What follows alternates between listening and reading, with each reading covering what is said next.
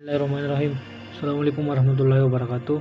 Nama saya Ilham Nurul Ikram, NIM 1931041153. Saya akan menjelaskan tentang men-score dan menilai. Men-score dan menilai merupakan pekerjaan yang menuntut ketekunan yang luar biasa dari penilaian, ditambah dengan kebijaksanaan tertentu. Nama lain dari men-score adalah memberi angka.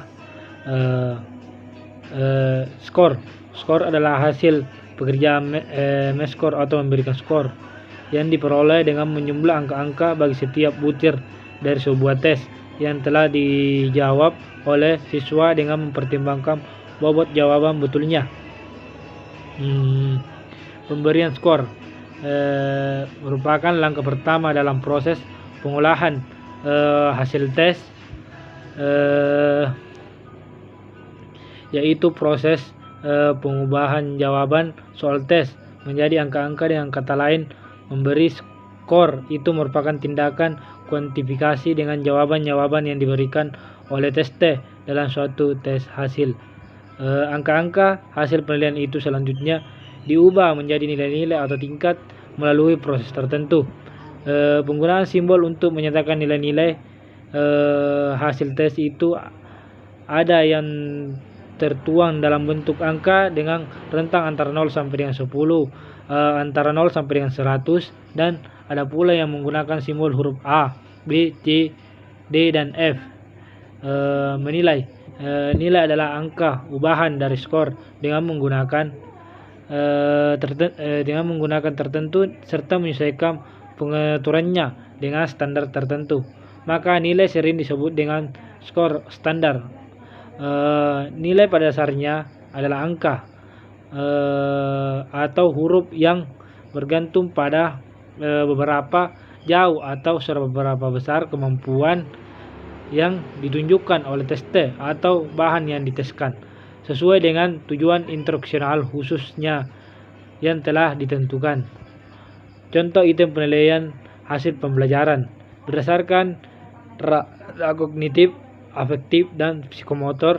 Jika dalam suatu pelajar seorang pengajar menjelaskan tentang